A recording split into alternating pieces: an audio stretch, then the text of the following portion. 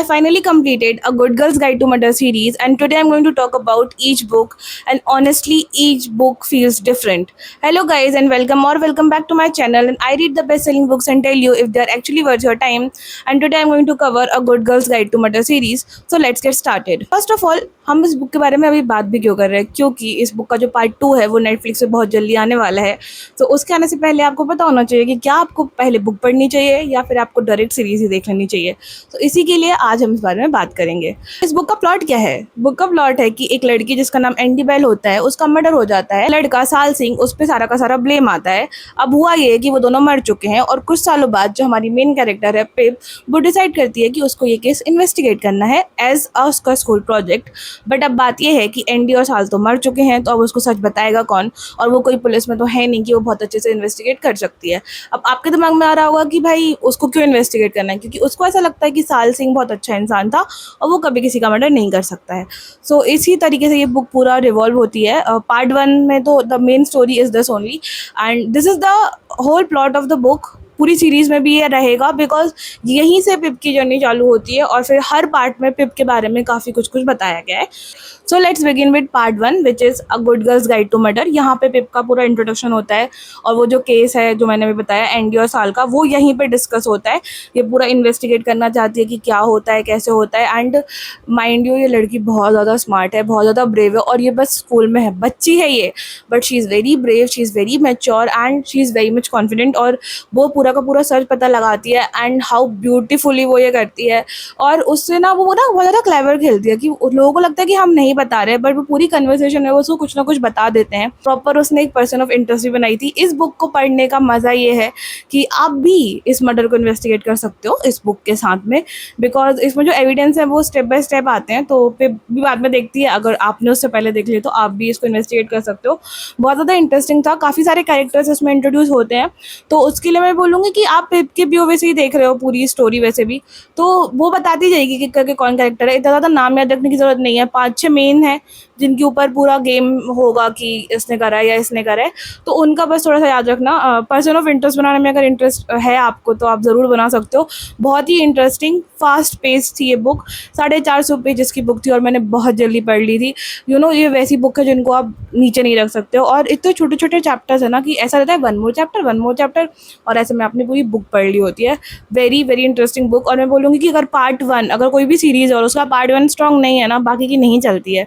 तो इसीलिए पार्ट 1 ने जो फाउंडेशन रखा था वो बहुत ही अच्छा था। एंड वन मोर पॉइंट कि ये कोई क्लिफ हैंगर पे एंड नहीं होती है, ये बुक बाकायदा स्टोरी फिनिश करके एंड होती है। कुछ अनआंसर्ड क्वेश्चन होते हैं बट ऐसे नहीं होते कि तुम्हारे दिमाग में ही चलेंगे। तो आई थिंक कि आप पार्ट 1 पढ़ सकते हो, और अगर पार्ट 1 के बाद आपको डायरेक्ट सीरीज़ ही देखनी है तो भी आप देख लेना। बट पार्ट 1 बहुत इंटरेस्टिंग है और बिगिनर फ्रेंडली है, तो इसको आपको ज़रूर पढ़ना चाहिए। Now part 2 good girl bad blood. तो सबसे पहले मैं इसका प्लॉट बता देती हूँ।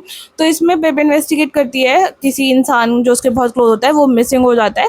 तो वो उसको ढूंढने का ट्राई कर रही होती है, क्योंकि पुलिस हेल्प नहीं कर रही होती। पता नहीं कैसी सी जगह रहती है, वहाँ पे लोग किडनैप ही होते रहते हैं और मर्डर ही होते रहते हैं, पता नहीं क्या ही, और पुलिस कुछ नहीं कर रही होती है। बहुत ही अजीब सी जगह है इनकी और बहुत सारे सीक्रेट्स हैं इस जगह पे।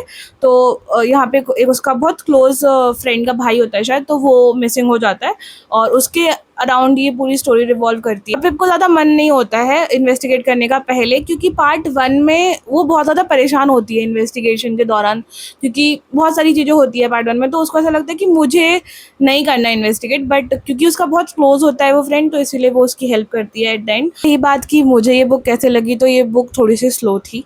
ये बुक सबसे छोटी है पूरे सीरीज़ में, शायद सबसे छोटी है, बट ये थोड़ी स्लो थी भाई, और बहुत ज़्यादा ड्रैग्ड लग रही थी। मेरे को ऐसा लग रहा था कि पार्ट 1 में जो इन्वेस्टिगेशन थी बहुत इंटरेस्टिंग तरीके से करी गई थी, बट इधर पे ना ये बहुत ज़्यादा स्लो और ड्रैग थी। मतलब मुझे डॉट्स ही कनेक्ट नहीं हो रहे थे।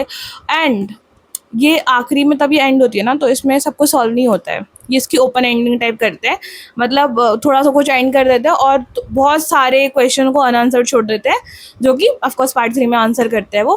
तो ये मैं बोल सकती हूँ कि यार क्लिफ हैंगर पे एंड हुई थी, बिकॉज पार्ट 1 के बाद शायद मैंने 2 महीने रोक के पार्ट 2 पढ़ी थी, बट पार्ट 2 के बाद मुझे तुरंत पार्ट 3 पढ़नी पड़ी थी, बिकॉज वो दोनों आपस में इतनी कनेक्टेड हैं कि अगर आप कुछ दोनों बात पढ़ोगे तो आप ऑलरेडी भूल चुके होगे कि क्या क्या हुआ था। मैं पार्ट 1 का भी कुछ भूल गई थी, बट स्टिल वो इतना ज़्यादा नहीं आया था। वो आप थोड़ा बहुत समझ देखो तो वो हेल्प हो जाती है। बट पार्ट 2 और पार्ट 3 बहुत ज़्यादा कनेक्टेड है, मतलब बहुत ज़्यादा ही। तो ये बुक ऐसी है सीरीज़ में कि यार मुझे इसलिए पढ़नी पड़ेगी क्योंकि मुझे पार्ट 3 पढ़नी है। अदरवाइज़ अगर बिना इसके हो पाता तो मैं शायद इसको स्किप करूँगी आगे से, क्योंकि मुझे थोड़ी सी स्लो लगी थी एंड थोड़ी सी बोरिंग भी लगी थी।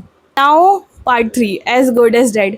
इस बुक को पढ़ने के बाद ये बुक मुझे जितनी अच्छी लगी है, मुझे पार्ट 2 का दुख नहीं था कि मैंने इतनी बोरिंग बुक पढ़ी, क्योंकि इसने उसके लिए कवर अप करा था। एक तो ये बहुत ज़्यादा मोटी दिख ही रही है और बहुत ज़्यादा लेंदी है। आई थिंक इससे ज़्यादा लेंदी बुक मैंने पढ़ी ही नहीं है अभी तक, बट बहुत ज़्यादा इंटरेस्टिंग है, फास्ट पेस्ड भी है ये। बट उसके पहले मैं थोड़ा प्लॉट बताती हूँ, फिर इसके बारे में थोड़ा डिटेल में बात करती हूँ।